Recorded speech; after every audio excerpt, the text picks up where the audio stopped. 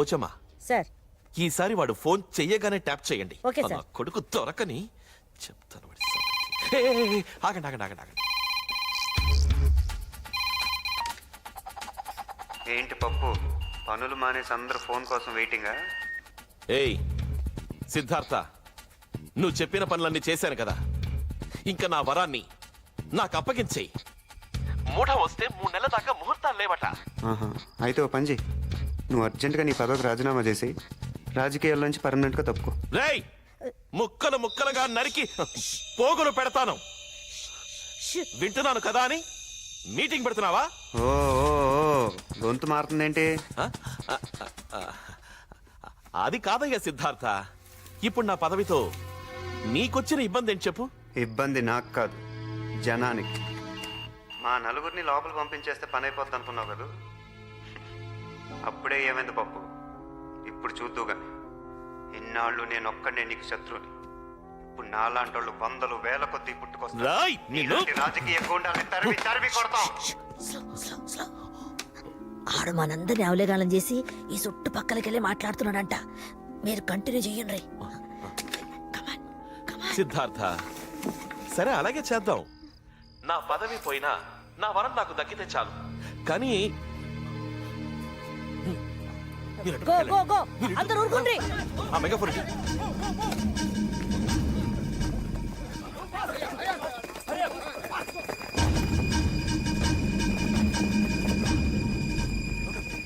రేయ్ సిద్ధార్థ, లొంగిపో.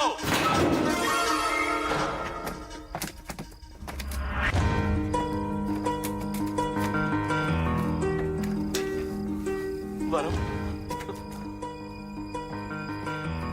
సార్ ఇక్కడ చూడండి.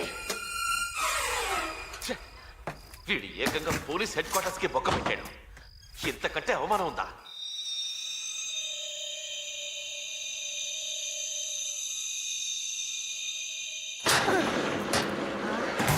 సహా తనకు తానుగా కోర్టులో లొంగిపోకుంటే, బాంబు బ్లాస్ట్ కేసులో, జైలు నుంచి తప్పించుకున్న కేసులో, వరలక్ష్మిని కిడ్నాప్ చేసిన కేసులో అతన్ని మోస్ట్ వాంటెడ్ క్రిమినల్ గా భావించి అతని మీద షూట్ ఎట్ సైట్ ఆర్డర్స్ జారీ చేస్తామని హైకోర్టు ఇవాళ హెచ్చరించింది.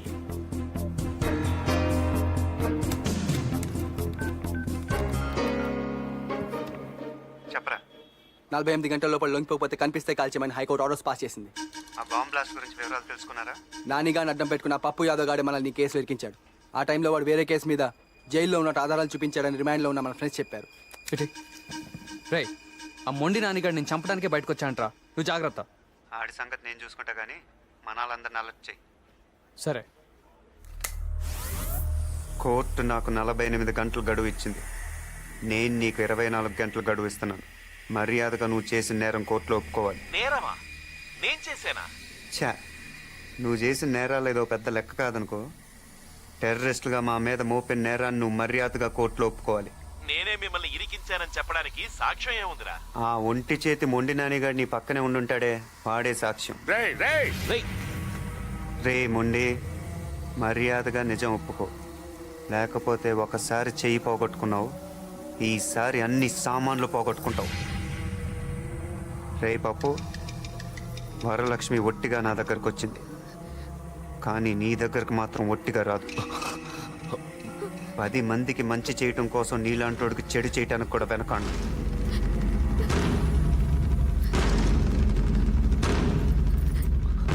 బాబా, హలో. ఇంకా నేను ఆగలేను. వాడి తల తీసుకొస్తా. రేయ్ ఆగరా, వాడు మనకి దొరకడం సంగతి అలా ఉంచు. నువ్వు గనక వాడికి దొరికిపోతే మొత్తానికే ప్రమాదం. వద్దు బాబా, నేను జైలు నుంచి వచ్చింది నీ కళ్ళలో భయం చూడ్డానికి కాదు, ఆనందం చూడ్డానికి. నేను వెళ్తాను. రే బావ, జాగ్రత్త. అలాగే, నువ్వు జాగ్రత్త.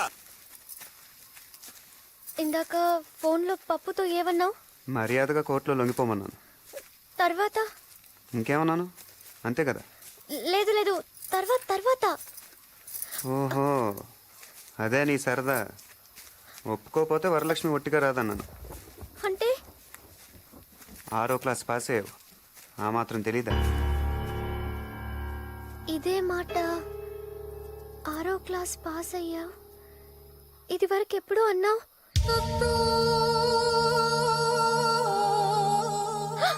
అంటే ఈసారి నిజంగా అన్నంత పని చేస్తావా? నిజంగా అంటే అబద్ధంగా ఏమైనా చేశానా? లేదు లేదు, ఏం చేయలేదు. నువ్వు మరీ అంత చెడ్డోడివి కాదు కదా. మరీ అంత మంచోడిని కూడా కాదు. అంటే అంటే 10 మంది మంచి కోసం మంచోడిని కాదనిపించుకోవటానికి కూడా వెనకాను.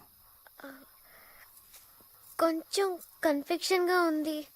అర్థమయ్యేలా చెప్తావా? ఇప్పుడు నన్నేం చేస్తావు? నువ్వు అనుకున్న పనే చేస్తాను. దానికోసమే చూస్తున్నా.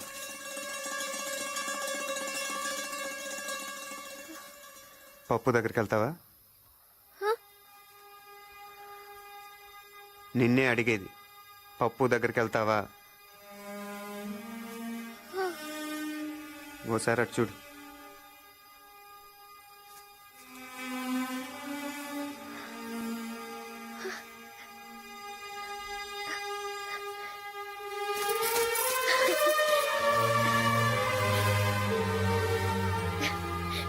నాకు ముందు నుంచి అనుమానంగానే ఉంది నువ్వు మంచోడివేనని.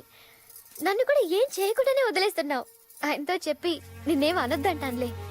మరైతే వెళ్ళిరానా? జాగ్రత్త. మీ ఫ్రెండ్స్ అందరినీ అడిగానని చెప్పు. హ్మ్? ఇప్పటికైనా ఒప్పుకుంటావా ప్రేమ ఎంత గొప్పదో? ఏదో చెప్తుంటావు, ప్రేమ దోమ వంకాయ ఇవేగా. చూసావా దాని పవర్ ఏంటో? నీలాంటోని సైతం మార్చేస్తుంది. అయినా అసలు నువ్వు ప్రేమ అనేదే లేదంటావు కదా. ఒప్పుకుంటున్నాను వరలక్ష్మి, ప్రేమ అనేది ఉంది.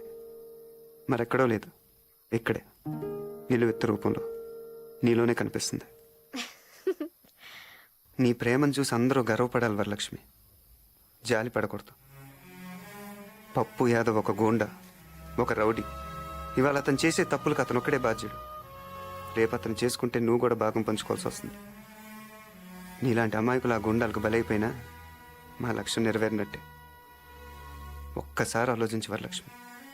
కావాలంటే మీ ఊళ్ళో మీ బామ్మ దగ్గర నేను వదిలిపెడతాను. గోదావరి దాటొచ్చిందండి. గోదావరి అంత లోతుగా ఆలోచించు.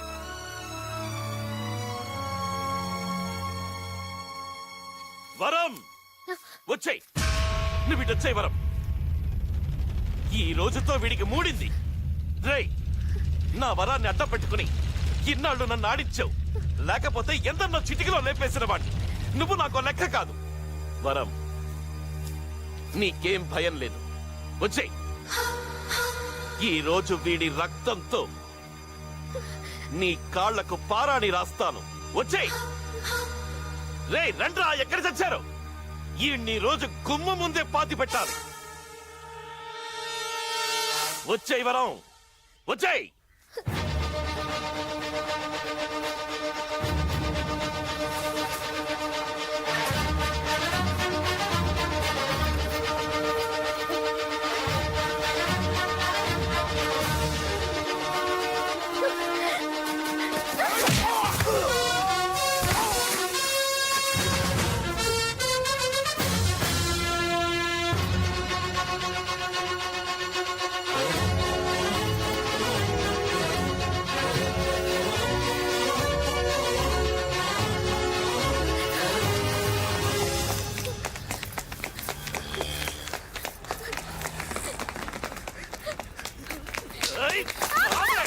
ఎక్కడికి పోతావు?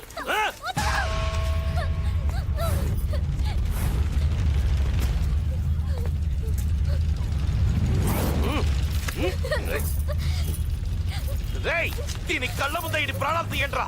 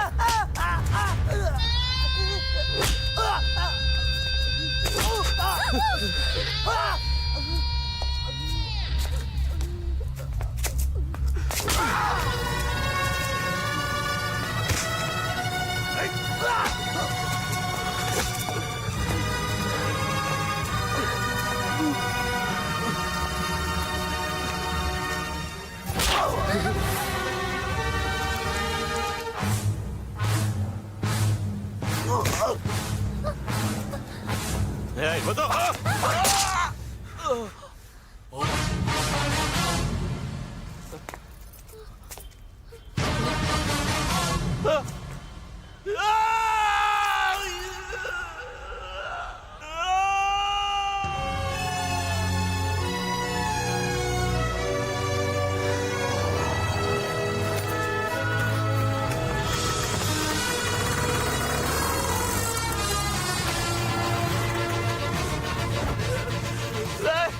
కత్తి పొలంలోకి దిగబడిపోయింది, తీయండిరా. ఏయ్, కత్తి రోడ్లోకి దిగబడిపోయింది, లాగండిరా. లాగండిరా. తీరా.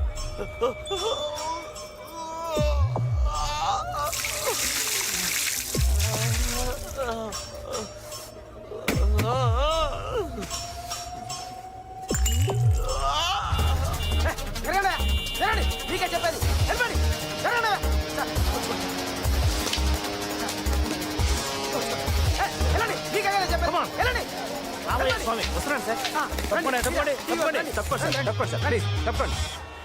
హలో ప్రతిభ ప్రతిభ ప్రతిభ వినిపిస్తుందా నీకు? లైవ్ టెలికాస్ట్ అంతా రెడీయేనా? ప్రేక్షకులకు విజ్ఞప్తి, వరంగల్ పట్టణంలో హోంమంత్రి పప్పు యాదవ్ గారి కారులో కత్తి గుచ్చుకున్న సంఘటన ఇక్కడ సంచలనం సృష్టిస్తోంది. ఆ దృశ్యాలను మనం ఇప్పుడు ప్రత్యక్షంగా వీక్షిద్దాం. నమస్కారం మినిస్టర్ గారు. ఏయ్, ప్రత్యక్ష ప్రసారమా? అవును సార్. ఇదేమన్నా ఫ్లైఓవర్ ఓపెనింగ్? ఎందుకు ఇదంతా లైవ్ కవరేజ్? సరేవారు సార్, మీరు ఇప్పుడు ఆ దృశ్యాలు మనం ప్రత్యక్షంగా చూడబోతున్నాం. ప్రతిమ హోమ్ మినిస్టర్ గారి కారులో కత్తి గుచ్చుకోవడం వల్ల ఈ ప్రాంతం అంతా కూడా రక్తంతో తడిచిపోయింది. ఇప్పుడు హోమ్ మినిస్టర్ ఇచ్చుకున్న కత్తిని మనం స్పష్టంగా చూద్దాం. కెమెరా కత్తి మీద పెట్టవయ్యా. ఇది మోకాలయ్య స్వామి. హోమ్ మినిస్టర్ గారు ఆర్తనాదం, హోమ్ మినిస్టర్ గారు ఆర్తనాదం చేస్తున్నారు, బాధతో విలవెల్లాడిపోతున్నారు. ఇప్పుడు ఈ సంఘటన మీద ప్రజా స్పందన ఏమిటో మనం తెలుసుకుందాం. రాష్ట్రంలో లా అండ్ ఆర్డర్ పరిస్థితి ఎలా ఉందో మంత్రి గారి కాలు చూస్తేనే తెలుస్తుంది. కలియుగంలో ధర్మం ఒంటి పాద మీద నడుస్తుందని చెప్తారు, కానీ ఇక్కడ పరిస్థితి చూస్తుంటే నిజంగా ఒంటి కాలు మీద నడుస్తున్నట్టుంది. ఆ సిద్ధార్థ అమ్మాయిని తీసుకొని పారిపోతున్నాడండి. అప్పుడు అటో 10 మంది ఇటో 10 మంది రౌడీ వ్యవహారాలు వచ్చారండి. ఇంకేముందండి, బాగా కుమ్మి పడేశాడండి. మరి ఈయన రౌడీయే కదండి. మంత్రి గారు ఫేస్ క్లోజ్, ఫేస్ క్లోజ్. ఆ అమ్మాయిని తీసుకొని ఈయన పారిపోతున్నాడండి. అప్పుడు ఆయన ఊరుకుంటాడా, ఒక కత్తి అందుకొని కసిక్కిన పాదంలో దిగేశాడండి. కాలు క్లోజ్ పెట్టు. నిజంగా కత్తిల పాదంలో దిగటం లైఫ్ లో ఫస్ట్ టైం చూస్తున్నానండి. ఇది నా అదృష్టంగా భావిస్తున్నాను. ఇతను క్లోజ్ పెట్టు, ఇతను క్లోజ్ పెట్టు. అంబులెన్స్ లో వైద్య బృందం వస్తున్నది. వారు ఇప్పుడు మంత్రి గారిని పరీక్ష చేసి మంత్రి గారి కాల్లో గుచ్చుకున్న కత్తి తీసేస్తారో కాలే తీసేస్తారో బ్రేక్ తర్వాత. తప్పకుండా డాక్టర్లు కొంచెం చోటు ఇవ్వండి. తప్పకండి. కత్తి లోతుగా దిగినట్టుంది. డాక్టర్లు ఇప్పుడు మంత్రి గారి కాళ్ళను శుద్ధి చేస్తున్నారు. డాక్టర్ గారు, పరిస్థితి ఎలా ఉంది? ఇప్పుడప్పుడే ఒక అంచనాకు రాలేకపోతున్నాం. Don't disturb. Don't worry sir, కత్తి తీసేస్తారు, కత్తి రాకపోతే కాలు తీసేస్తారు. ఓ గుణపం తీసుకురండి. గుణపమా? ఓహో, ఇప్పుడు గుణపం తీసుకొని మంత్రి గారు సిద్ధార్థ మీద పగ తీర్చుకోవడం కోసం బయలుదేరబోతున్నారు. అది పగ తీర్చుకోవడానికి కాదండి, మట్టితో సహా కాలు తీయడానికి. ఓహో, ప్రతిమ ఇక్కడ ఒక చారిత్రాత్మక సంఘటన చోటు చేసుకోబోతున్నది. ఇప్పటి వరకు మనకు వరంగల్ అంటే కేవలం కాకతీయులు మాత్రమే గుర్తొచ్చేవారు. కానీ ఇక నుంచి గోన గన్నారెడ్డి వారసుడైనటువంటి సిద్ధార్థతో పాటుగా ఇప్పుడు మొత్తం మట్టి గడ్డతో పాటు పెకలించబడబోతున్నటువంటి హోంమంత్రి పప్పు యాదవ్ గారి కాలు కూడా చరిత్రలో చోటు చేసుకోబోతున్నది. ఈ కాలే కాలు, ఈ అదృష్టమే అదృష్టం. ఇదంతా కళ్ళారా చూస్తున్నటువంటి మనం కూడా అదృష్టవంతులమే. కత్తి తీసేస్తే కాలు చరిత్రలో ఉంటుంది, కాలు తీసేస్తే కత్తి చరిత్రలో చోటు చేసుకుంటుంది. కత్తో కాలో కాసేపట్లో హాస్పిటల్లో చేరబోతుంది. అప్పటి వరకు చిన్న బ్రేక్. ఎంత పని అయిపోయింది బావా. నీ కళ్ళలో ఆనందం నింపుదామనుకుంటే నీ కాళ్ళు కత్తి దింపుతాడా? ఇప్పుడు నేను చూపిస్తా ఆడికి మండినానంటే ఏంటో అని. బాంబులతో ఆడు బద్దలు బద్దలు. మీ ఊరు వెళ్ళడానికి అన్ని ఏర్పాట్లు చేసింది.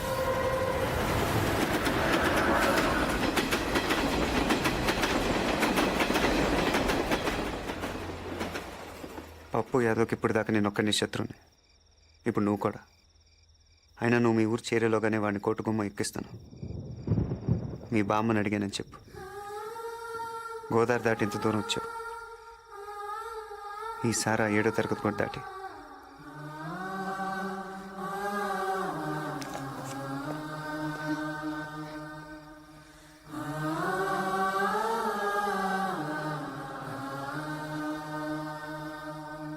అయితే హాస్పిటల్లో మన మెడికల్ అందరినీ అలర్ట్ చేయండి. కాల్ పరిస్థితి ఏంట్రా? మొన్న గడు ఎక్కడున్నాడో తెలిసింది. పదండి. ఇంకా లాభం లేదు. పదవి పోయినా సరే మన విశ్వరూపాన్ని చూపించాల్సిందే. రేయ్ బామర్ది మొండినాని గాని పిలవంట్రా. పిలవకుండానే వచ్చింది సార్. ఏడి ఎక్కడా? రే బామర్ది, బామర్ కింద ఫ్లోర్ లోనే ఉన్నాడు, సేమ్ రూమ్ లో. ఆ సిద్ధార్థం చంపనికే తయారు చేసిన బాంబు ఆన్ చేతనే పేలింది. అంతేకాదు సిద్ధార్థ కేసు చూస్తున్న సిబిఐకి దొరికిపోయిండు. రేపు సిద్ధార్థ కోర్టులో లొంగిపోతుండని పీపీ ఫోన్ చేసిండు. అంటే ఆ మొండినాన్ని సిబిఐకి అప్రూవర్ గా మారి ఉన్నదంతా చెప్పేస్తారా? చచ్చ, వాడు అలా చెయ్యడ్రా. సృహలోకి వచ్చాక చస్తానని భయపడి ఒకవేళ సిబిఐకు నిజం చెప్తే ఇప్పుడు ఆసుపత్రిలో ఉన్న మీరు రేపు చెర్లాపల్లి జైల్లో ఉంటారు.